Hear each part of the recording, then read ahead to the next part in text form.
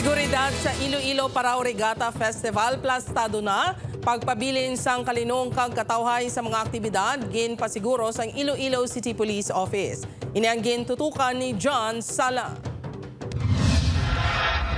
Liwat naman nga mangin madinuagon ang syudad sang Iloilo, ilabi ng Villa Bahibay sa pagsugod sa mga aktibidad sang ginakabig oldest sailing event in Asia, ang 2024 Iloilo Guimaras Parao Regatta Festival.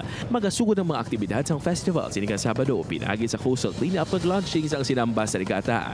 Samtang Marso 2, tubtob 3 naman ang highlights sang mga aktibidad sa diin hiwaton ang sporting events, Parao Food Fest, sinamba sa regatta, pintatawo, pintalayag, main race, lechon contest, beach bodies, kag lighted paraw. Kadungan sini, naplastar na sa Iloilo City Police Office ang security plan sa tanan ng mga festival area sa syudad, ilabi na sa bahin sang Arevalo District.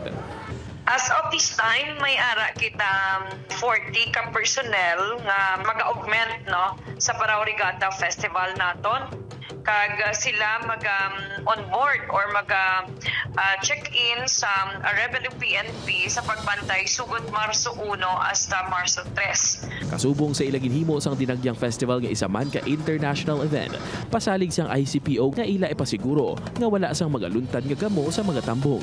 Ang tanan-tanan is mangin safe, secured, kag ang kalinong kagkatawhay sa gihapon mapamentenar ta sa lugar no, wala si may mabiktima sang kuno pa man nga gagmayro talag ko nga insidente dira. Upod kay Hans Disciento, John Sala, Juana, Western Visayas.